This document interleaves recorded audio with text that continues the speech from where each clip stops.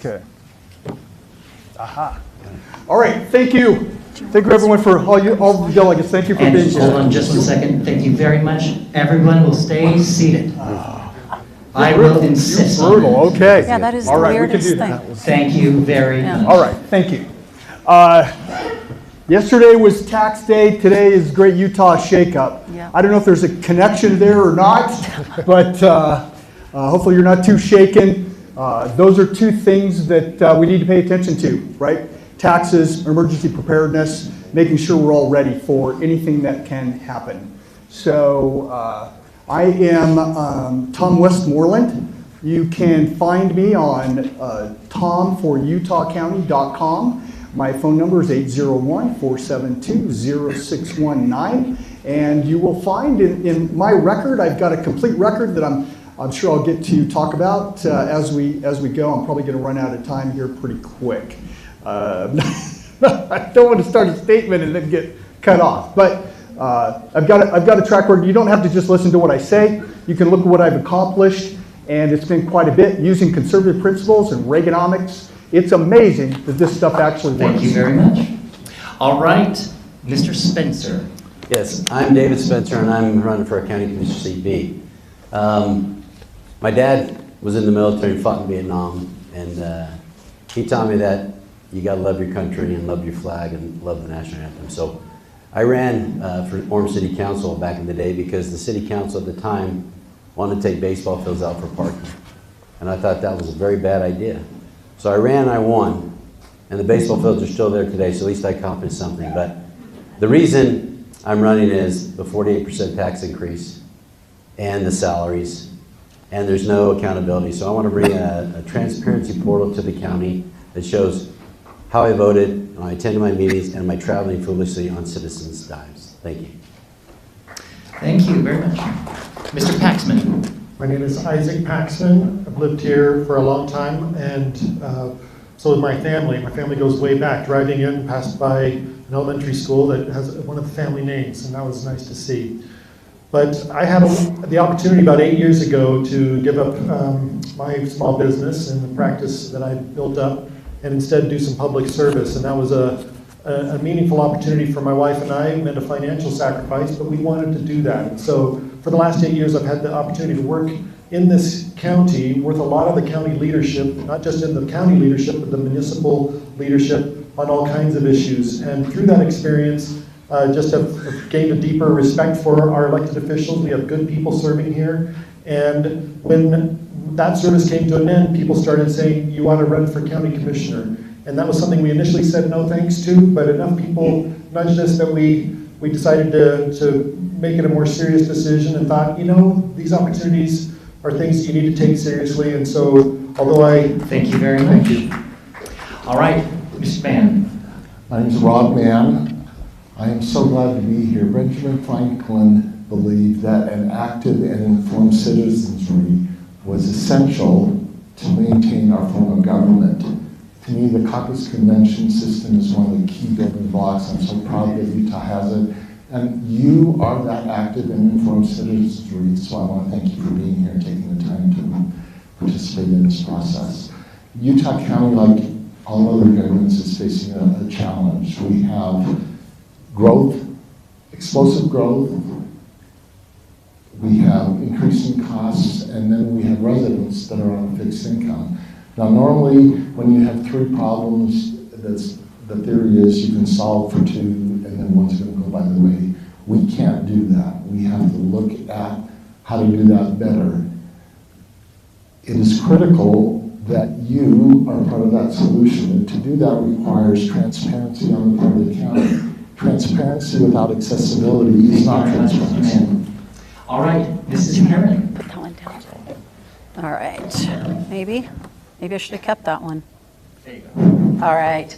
Okay, Carolina Herron, and most of you know me, funny enough. I used to be the House District Chair for District 64, and now I'm the House District Chair for District 63. I'm the only one here in this panel that is actually living in South Utah County. I live in Spanish Fork.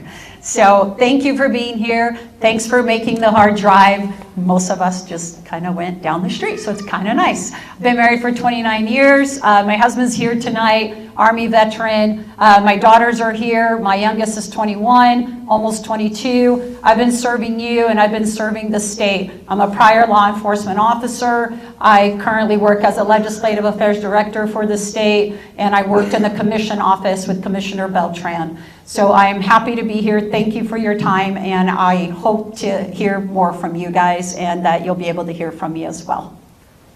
Thank you very much. Mr. Brinkley. Hi, everybody. Bill Brimley. I am running at the urging of a friend. Call him a brother from another mother.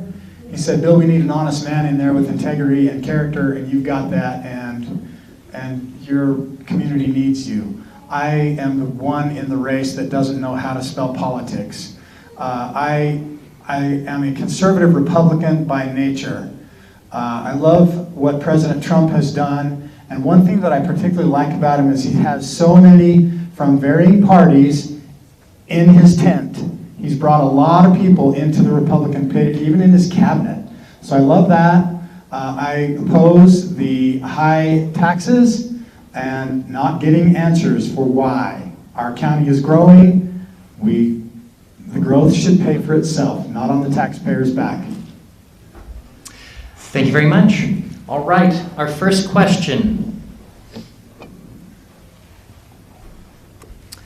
All right. The Strawberry Valley Project conversion contract redirects 61,000 acre-feet of agricultural water to municipal use, ending regional commercial agriculture to subsidize 183,000 projected new homes. County commissioners dictate the overarching macroeconomic and land use priorities of unincorporated regions. The current urbanization model depends heavily on eradicating generational farming water rights.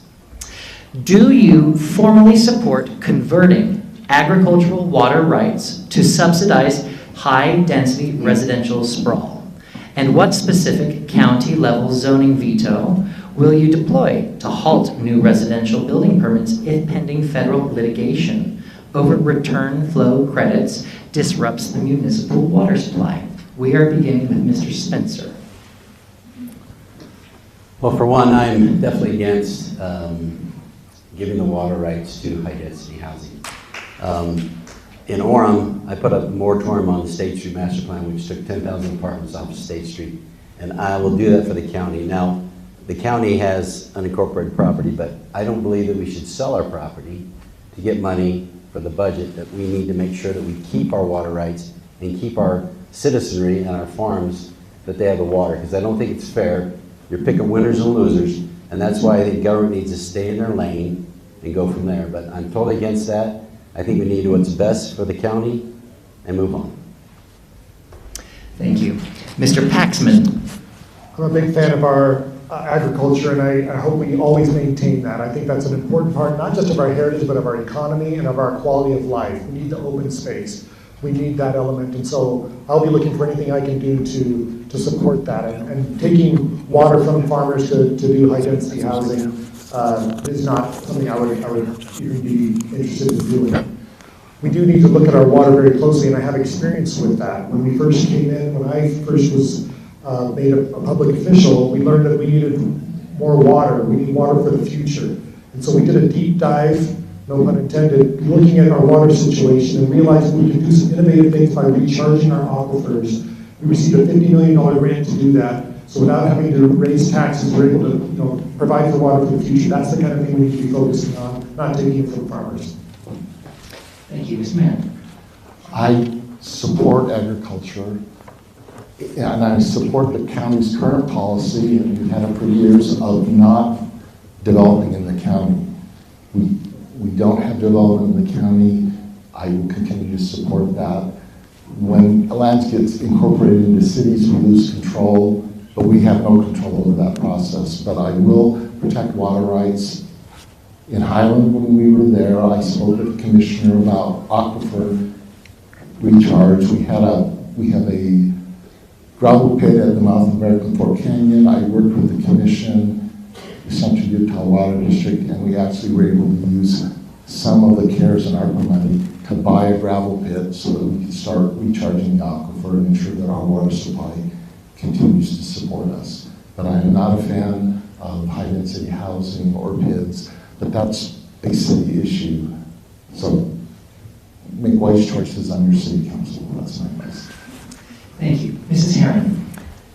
So this is an easy one. The county commission does not have any developments, or do they work with any developments? And so these are city ordinances, the planning, the zoning, the codes, all happens in the city. When it comes to water, and what we could do as commissioners is, one, obviously not approve any development that will take that water, and that's my commitment to you. And two, ensure that we're working with those organizations and folks that handle that specific need. So we could work with Farm Bureau, we could work with the other agricultural landowners, we can have collaboration and partnerships to ensure that we are protecting the water rights, that those water rights stay where they need to stay within our county, and especially at the south end of the county where we are now, we need to continue to preserve our agricultural ability and the water rights we have down here in our area. Thank you very much. Mr. Bridgman. While it is true, counties don't develop properties, cities do, and particularly when we're talking about high density, counties do have something, or rather, counties and cities do work together and properties are annexed into cities. I watched this happen to my dad 30 years ago in Lehigh. In the city council meetings, they used to refer to my dad as the problem to the south of Thanksgiving Point because he opposed the development and they annexed around him. I think it's important that, that we work together to preserve Greenbelt, equestrian, and slow down the growth where necessary, particularly high density. That needs to be slowed down. Thank you very much. Mr. Westmoreland. Sure, thank you. Yeah, this is where leadership from the county is so important. I'm going to start out by saying that, yeah, for me, urban sprawl is kind of a cuss word. So I have a record of working against urban sprawl. I've preserved more greenbelt, more open space than anyone that I know. And our management of water has not been good. I mean, we're going to be in a drought year, and then we're going to be told it's our problem to solve. When we haven't utilized the science, the technology, and the data that is available to us to manage our water and go after the water. We tend to go with the status quo. We tend to go along with what we're told, and what we're told about our water is not accurate. We have vast aquifers underneath that are not being tapped into that will stabilize. So, am I done? I will end there. Thank you. Appreciate it. Okay, next question. I'm beginning with Mr. Paxman.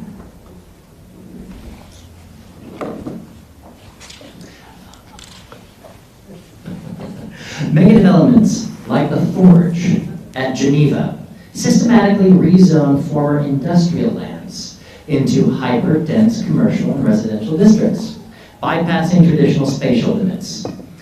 While hailed as economic progress, these projects act as massive logistical strains on regional water, transit, and emergency infrastructure, forcing the county to absorb the arterial road network burden.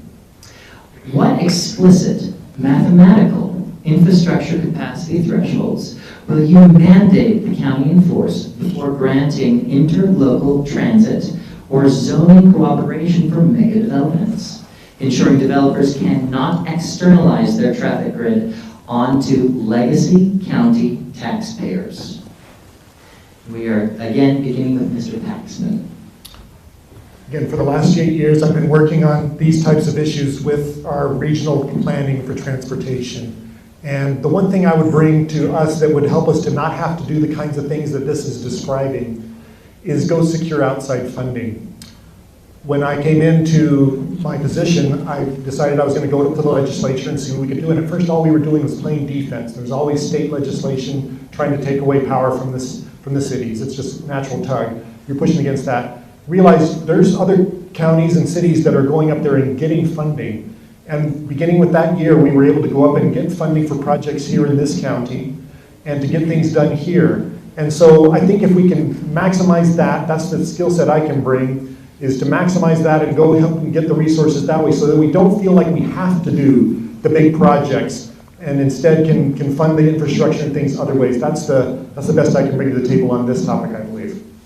Thank you very much. Mr. Mann. The county has no authority over cities and their zoning. Unfortunately, that's the truth. This is not a problem we can address directly.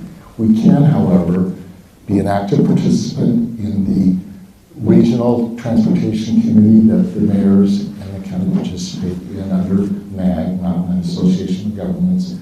We can work with the legislature to help adjust priorities and spending so that more of the money that should be coming here comes to us instead of North Utah, places like Davis County.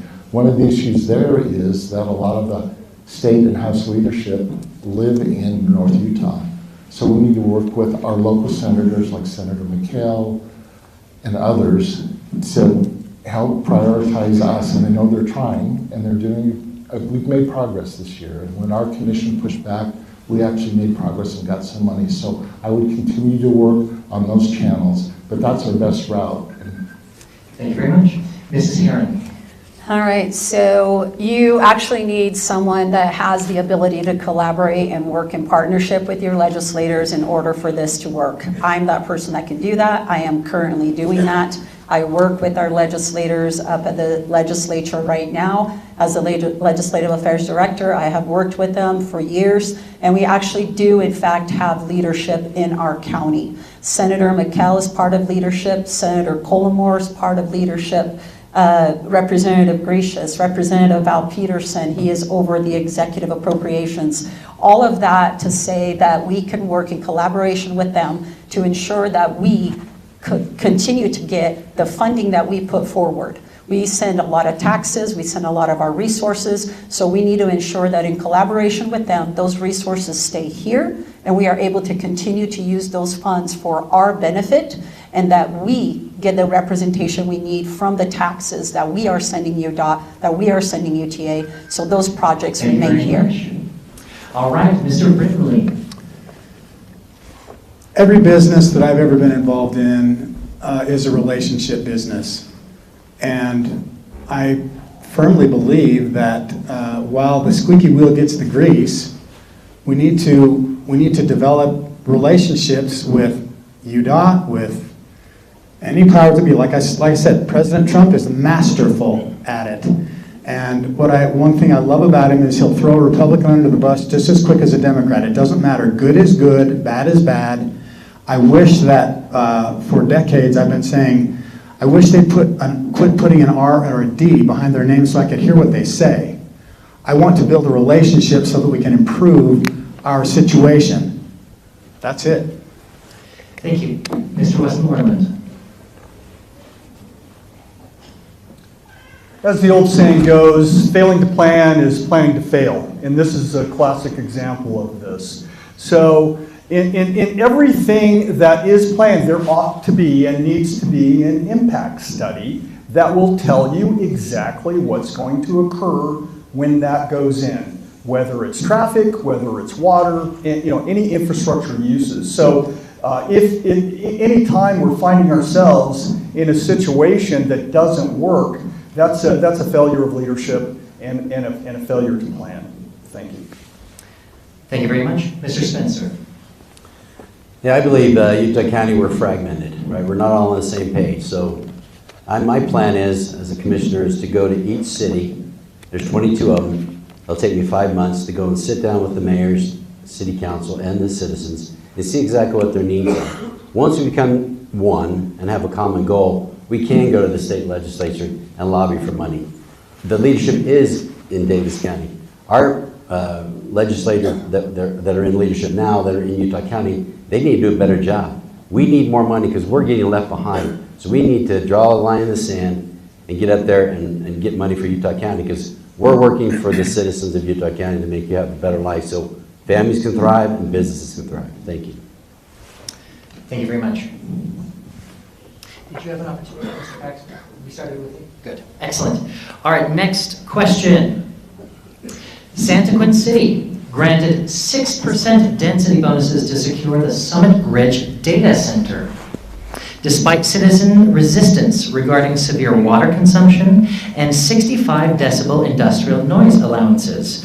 While not controlling municipal zoning, the Commission dictates macro-level economic recruitment and authorizes county-level tax increment financing.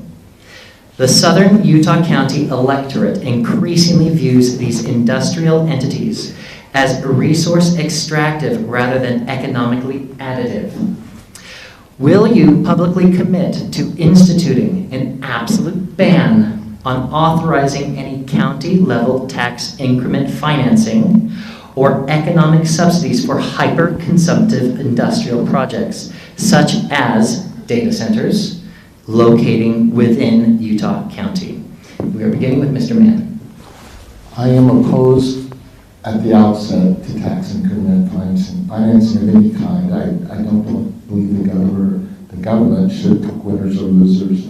I'm opposed to that. There may be exceptions from time to time, but in general, I don't support them at all. PIDs, I absolutely despise, is probably not a strong enough word.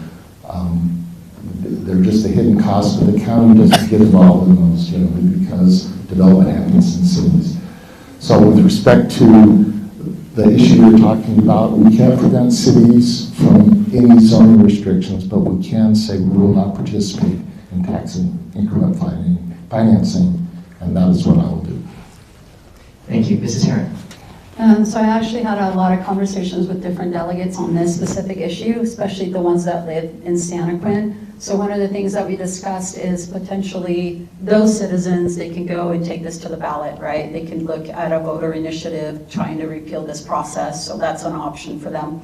But in terms of this actual question, when it comes to Utah County and our property and our land, 110% I'm against this. We've had this question come up at several different meet and greets or different debates, and the answer is always the same. The county's not involved in that. The county should not be involved in that. This is a city issue, but again, at the land for the county and where we do have a say, I'm 110% against it. Thank you very much. Mr. Brimley. I agree with everything that has been said. I have yet to speak to a delegate that's in favor of PIDs. I haven't, I mean, maybe there's somebody out there, but I haven't met them yet. What I will say is I'll never say never, as long as I believe in full disclosure. And if the voter wants something like that, and I represent the voter, then I would need to be convinced as to why. Again, I have my 4 core values, which are the 4-way test of Rotary. First, is it the truth? Second, is it fair to all concerned?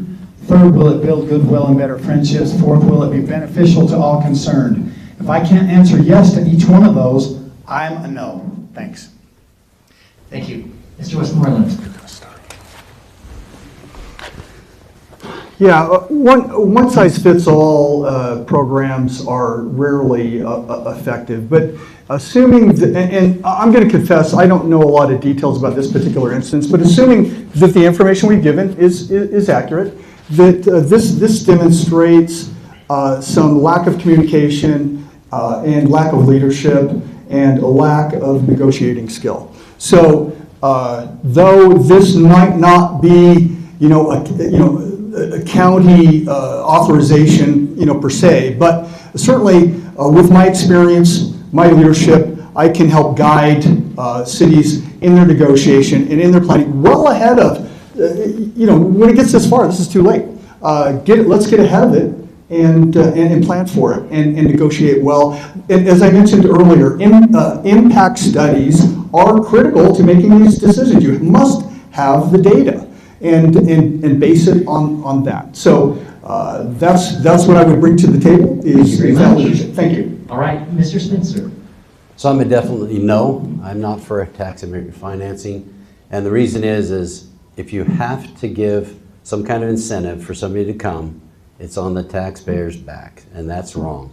So that's a fundamental principle for me, that I will not put that burden on the taxpayers' backs, because we all work hard for our money, and the county commission keeps raising our property taxes, 67% and now 48%, and we've got to stop the insanity, because you keep doing the same thing over and over, and you think you're going to get a different result. Thank you. Thank you very much. Mr. Paxton. Well, with all these things, you start with core principles, and one of the core principles is you respect municipalities. I don't think that the county should be dictating what a municipality can do. We've all had experience, a lot of us up here, working in municipalities, and that's something we value. The government closest to the people governs best is a philosophy that I believe in. I'm a conservative, and I believe that the people should govern. And if a community decides through the elected officials to do something, you won't see me trying to trample on a city's decision. I will try to take a deep dive, and this is one of those topics that, introduces a big issue. One thing I pride myself on is doing the research to get to the bottom of an issue. This is, yes, an issue that I don't know every in and out to, but I commit. I'm someone who does this and have done it for the last 8 years. If it takes 3 months to go through meetings to understand an issue, I'm willing to do that because I want to fully understand it so that we can make the best decision. This might be one of those. Thank you very much. All right, we are going to now do our a question that, if you've been paying attention to the previous debates, will be familiar. Party leadership identifies a critical governance vulnerability. Elected officials defaulting to yes, under pressure from lobbyists, non-governmental organizations, and internal leadership. While campaigning on universal tenets like the Second Amendment requires minimal courage, true operational resilience demands absolute, non-negotiable boundaries against special interests. Excluding universal conservative talking points, what specific piece of legislation or budget allocation, specifically at the county level, passed in the last 3 years would you have unequivocally voted against?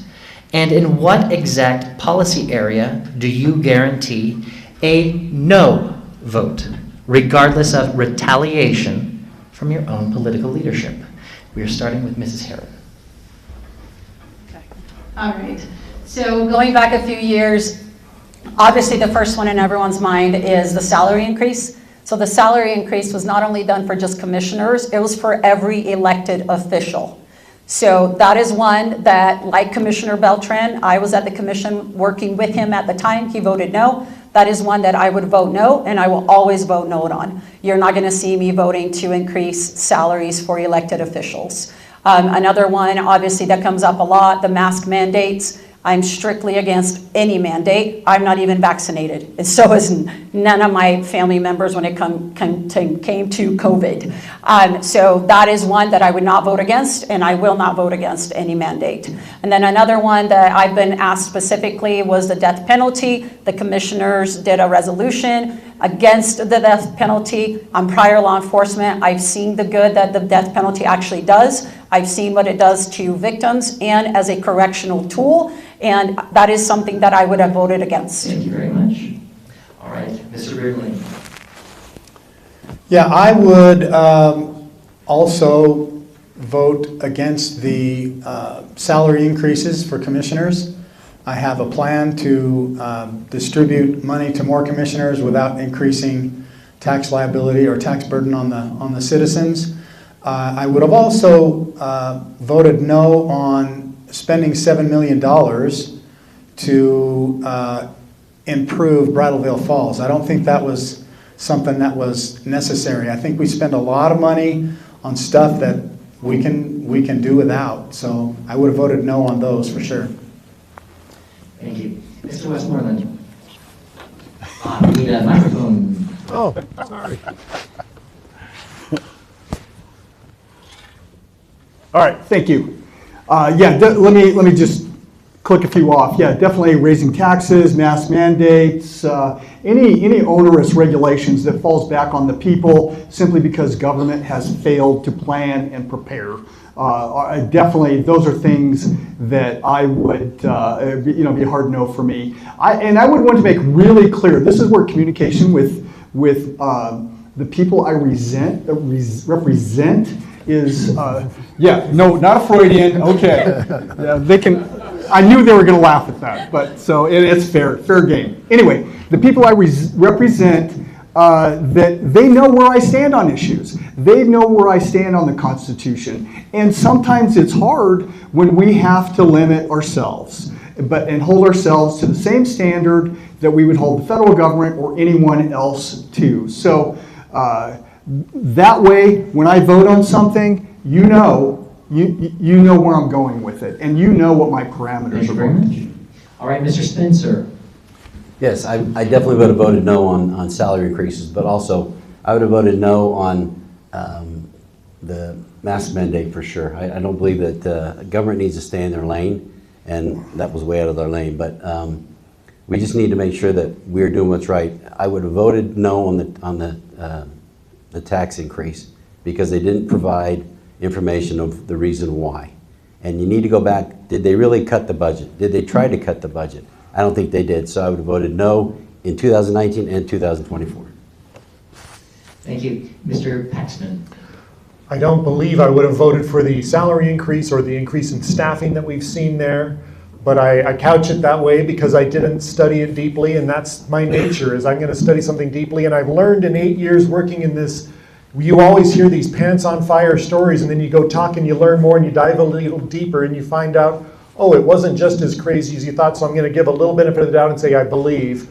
But that's just the nature of who I am. And that's why I think a lot of people have come out and encouraged me to do this and are supporting me and have said this is someone who we can work with and collaborate with. So I hope you'll agree and give me this chance.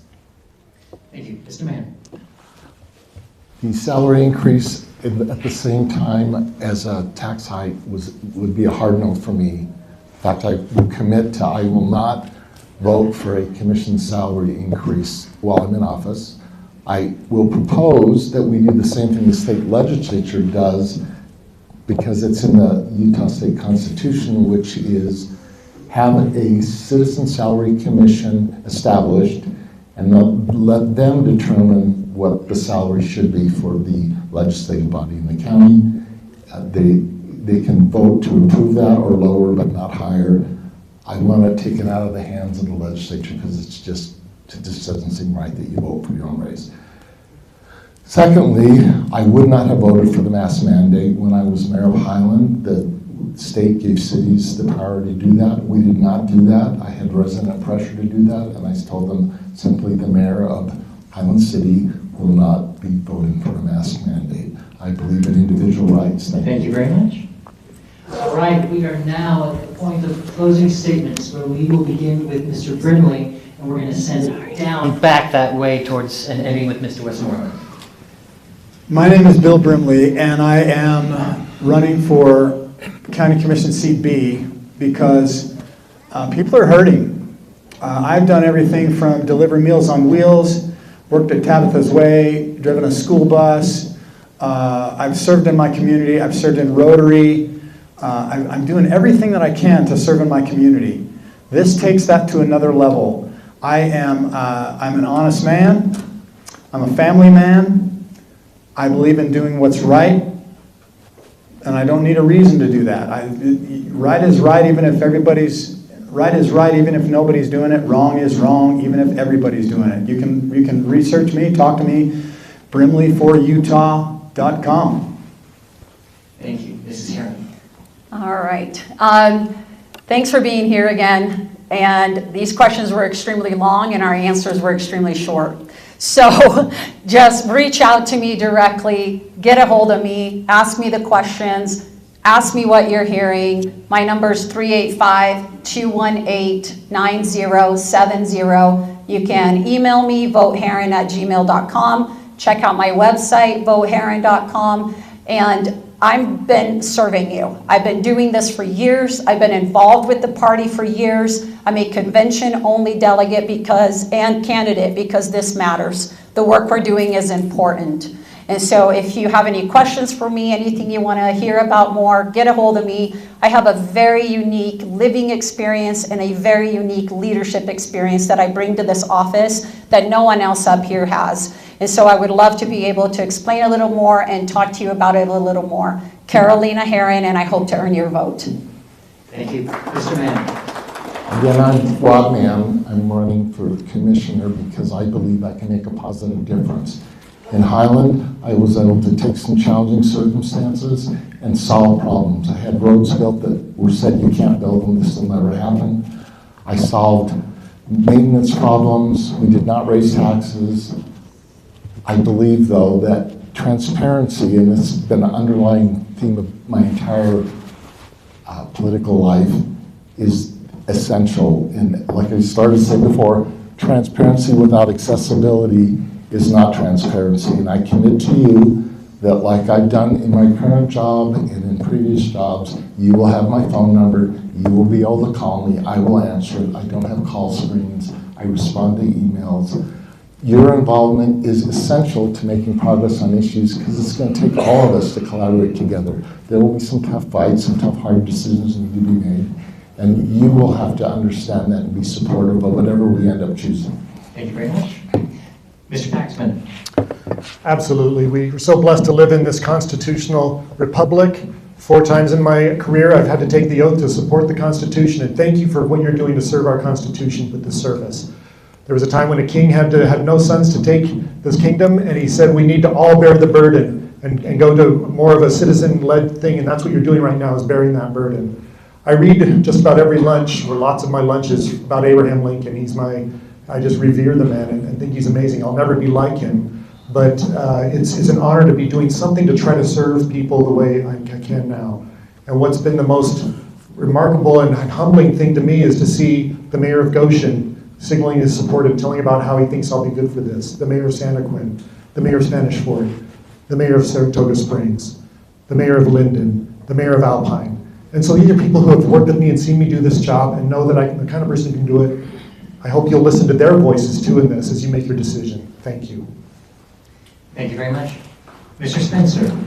So I'm David Spencer and I have a plan and I want to hit the ground running. First thing I want to do is the transparency portal. That'll be a portal that's on the county website that shows exactly, am I attending my meetings? How did I vote? Am I traveling foolishly?